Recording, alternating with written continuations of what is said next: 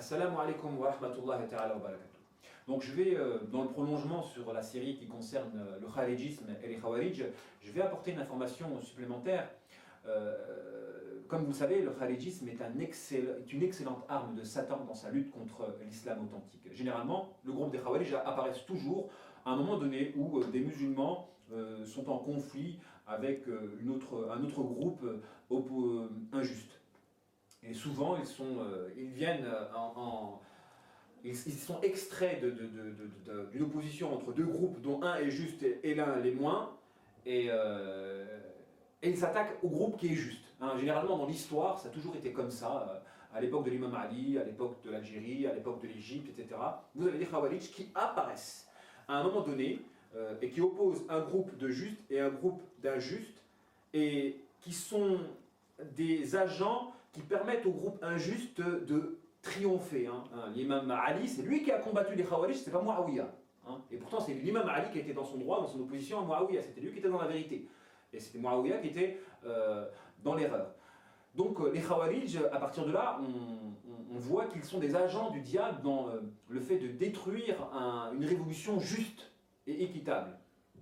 Et en cela, les stratèges démoniaques savent que les Khawarij sont une arme excellente dans la destruction de leurs opposés. Et c'est ce qui est arrivé en Algérie. En Algérie, on a fabriqué des Khawarij, on les a radicalisés en les mettant en prison, et ensuite on les libère, on provoque leur libération.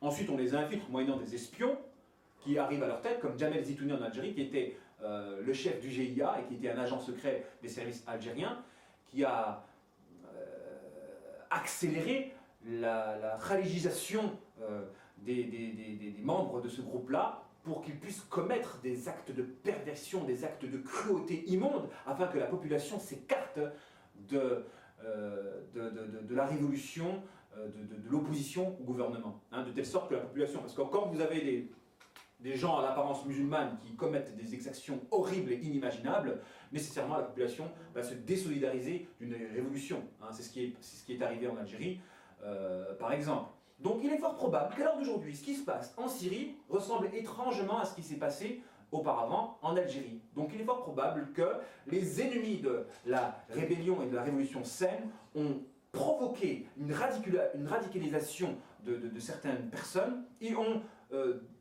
orchestrer leur libération, ce qui est arrivé dans les prisons d'Abu Ghraib.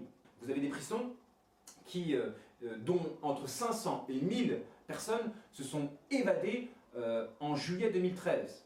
Et comme par hasard, c'est dans cette période-là que l'EIIL, donc l'État islamique au Levant et en Irak, est né d'une scission avec Jabhat Nusra. Donc il y a une étrange corrélation entre la libération de ces 500 hommes, entre ces 500 et 1000 hommes en Irak, et la scission et la naissance de l'EIIL, qui à l'heure d'aujourd'hui a pris les musulmans comme des cibles plutôt que l'ennemi qu'est le régime impie alawite.